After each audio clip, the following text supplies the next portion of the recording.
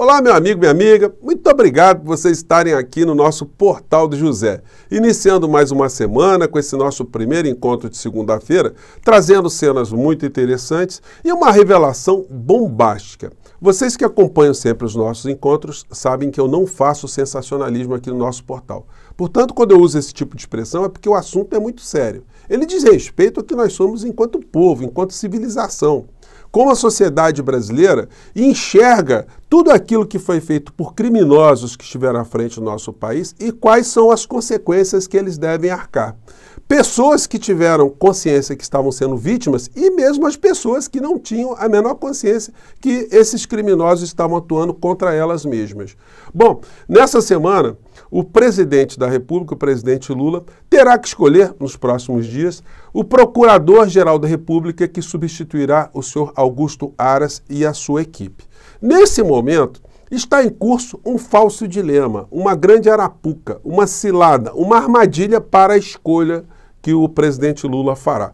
Eu vou jogar aqui algumas luzes sobre o que está acontecendo, porque, como diz Noam Chomsky, o conhecimento, as oportunidades, as possibilidades geram responsabilidades. Se eu tenho o conhecimento de algumas questões, nada como ter esse espaço aqui com vocês para compartilhar ao máximo. Então nós vamos jogar luzes sobre essas situações e sobre outras que estão acontecendo aqui no nosso país.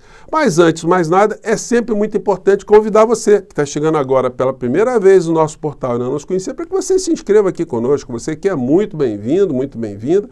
Conheça os nossos outros vídeos e compartilhe. Venha fazer parte aqui das nossas atividades. Dê o seu joinha, o seu comentário. Se inscreva, se puder, no nosso clube de membros. E lembro também a vocês que estamos ainda competindo, né, lá para a premiação do IBEST como seu canal de opinião política predileto na internet, tá bom? Então, vamos seguir em frente. Gente, a nossa audiência nesses últimos dias tem sido muito legal. Muita gente chegando aqui no nosso portal, muitas inscrições. E ontem, quando eu postei um vídeo falando aqui do Jonathan Neves, né, que o cantor, artista popular, que, enfim, acabou perdendo a vida durante a pandemia aqui no nosso país, né, eu recebi um número de comentários gigantescos em relação postados ali por pessoas que também tiveram perdas ao longo da pandemia e como esse assunto, infelizmente, né, tem sido colocado meio de lado aqui no nosso país, né? Se você não assistiu, assista o nosso outro vídeo, enfim, mas eu estou me referindo a esse artista popular aqui, tá? Que fazia uma agitação ali na Avenida Paulista impressionante, né? Ele fazia aqui, ganhava a vida como artista popular, se apresentando, e estava em vias de realizar um grande sonho. Eu vou mostrar aqui para vocês. Vamos pegar um trechinho aqui.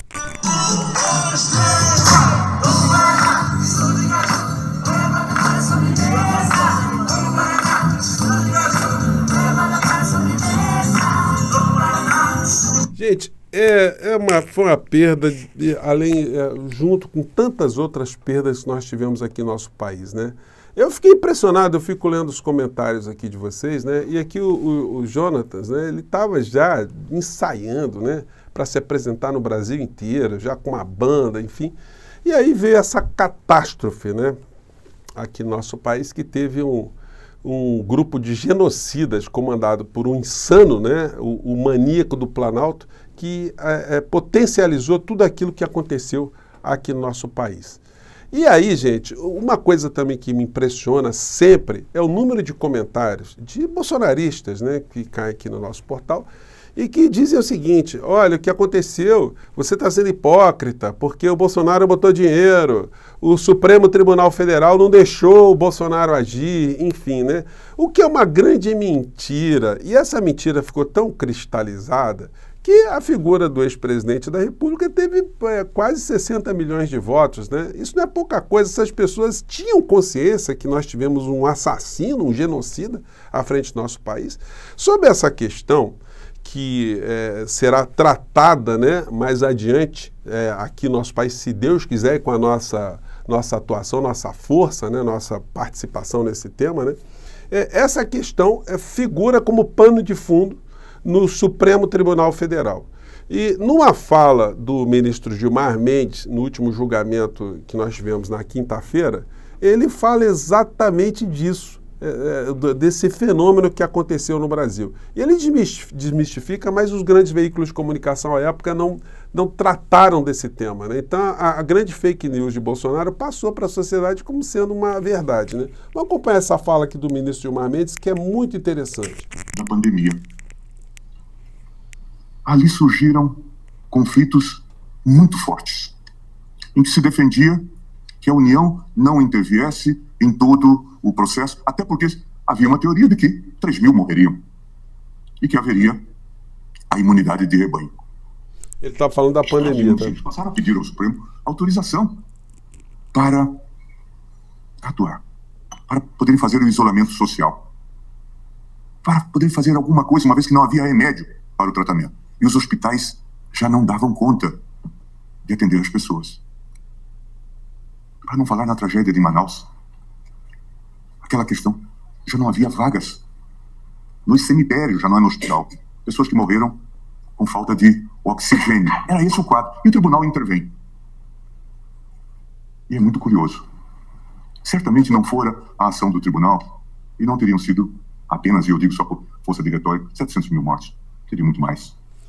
Gente, isso é muito óbvio, porque as prefeituras e os governos estavam querendo disciplinar, fazer isolamento, organizar a economia. O que queria o Bolsonaro? Liberar geral, né? E eu vou mostrar um post que ele fez hoje em relação a isso, para mostrar a profundidade do pensamento de um criminoso, de um assassino consciente. Segue aqui o ministro Gilmar. Consenso hoje no país. Não obstante, certamente muita gente foi salva graças à intervenção do tribunal. E nesse grupo de pessoas que foram salvas, ou de familiares dessas pessoas, estão muitos desses que nos odeiam. Nós temos que cumprir o nosso mistério. É esse o nosso papel. Por outro lado, presidente, um outro dado curioso. Os que têm alguma simpatia ou até compreensão pelo nosso trabalho não saem à rua para nos defender, não são explícitos. Então a gente vive esse paradoxo, que precisa ser, de fato, colocado. Um trabalho como este que a Corte realizou é um trabalho singular. Cada vez que isso se explica no exterior, todos reconhecem que foi algo diferente. Não obstante, nas redes sociais o que dizem é que nós impedimos que o governo federal adotasse uma política pública. Que política pública era essa, se não uma política homicida? Isso é sério. Então é preciso que isso seja bem contextualizado, que seja bem colocado, que nós saibamos dialogar com tranquilidade. Mas a gente vive esse paradoxo que nós precisamos formular. Gente, a fala dele já coloca de uma forma muito clara como os ministros estão enxergando o nível de responsabilidade desses assassinos todos aqui no nosso país. E aí a gente chega na Arapuca, na situação ali que envolve a figura do presidente da República. A matéria da Malu Gaspar foi atualizada 16 horas atrás. Aras já admite derrota na escolha de Lula para a PGR, mas mira prêmio de consolação. Eu vi essa coluna da Malu Gaspar, né? Falei, prêmio de consolação? Bom, e aí ela esclarece aqui no corpo da matéria, eu sublinhei aqui. Mas Aras, que teve inicialmente o apoio de parlamentares petistas da Bahia, não se considerou necessariamente derrotado. Isso porque, segundo seus aliados no judiciário, ele tinha um segundo objetivo além de cavar uma recondução: obter, nas conversas com o PT, a garantia de que não será perseguido pelo governo ao longo dos próximos anos. Ou seja, o senhor Augusto Aras ele tem consciência que ele foi cúmplice dessas mortes todas que aconteceram no nosso país. E ele foi acobertado pelos grandes veículos de comunicação, porque você nunca viu o senhor Augusto Aras ser lembrado durante esses 4 anos para que ele agisse conforme a Constituição determina, que ele fizesse alguma coisa para impedir uma única morte aqui no nosso país, coisa que ele não fez. E mais do que isso, depois das mortes ocorridas aqui no nosso país, ele simplesmente pegou tudo aquilo que foi apurado e jogou para baixo do tapete.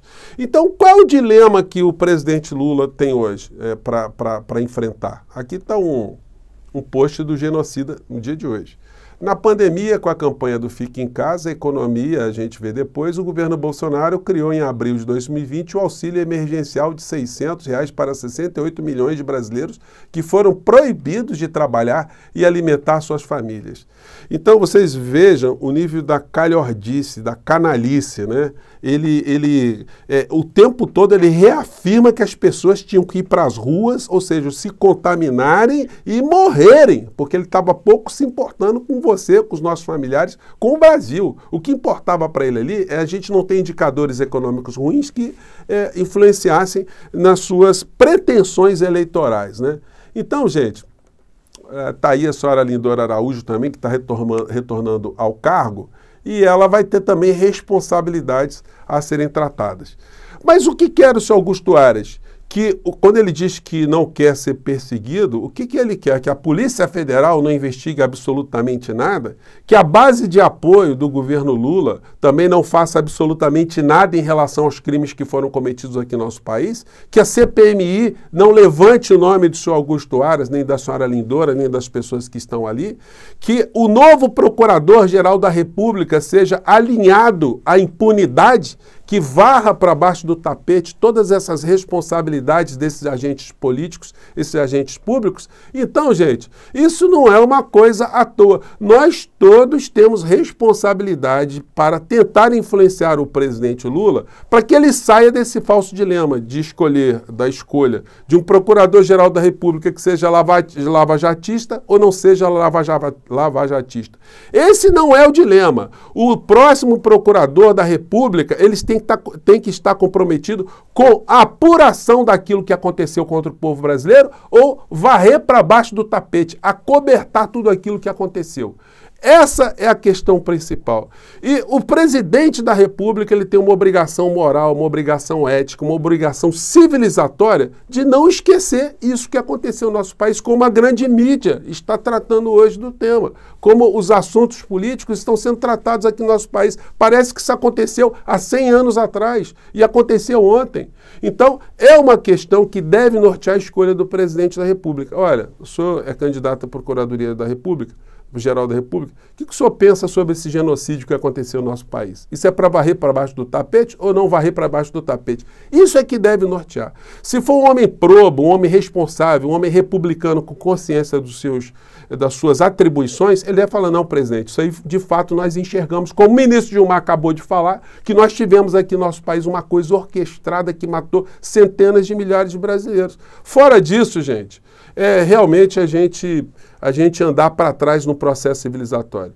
Então, eu estou fazendo esse encontro aqui com vocês para fazer esse tipo de alerta e também vou tentar conversar com o máximo de formadores de opinião, vou tentar falar também com a assessoria da Presidência da República, por onde for possível, né, para alertar sobre esse falso dilema, lavajatismo ou não lavajatismo. Não é essa a questão, é se nós somos uma civilização, se nós somos um povo ou se nós somos apenas o resto do resto do resto. Gente, eu fico por aqui, me desculpem a veemência, mas é para isso que o nosso espaço serve, né? Para a gente chamar a atenção de algumas coisas que às vezes passam despercebidas. Eu fico por aqui e mais tarde eu volto para repercutir ainda esse assunto e outros tantos que estão acontecendo no dia de hoje, tá bom? Grande abraço, vida que segue, filas que andam. Tchau!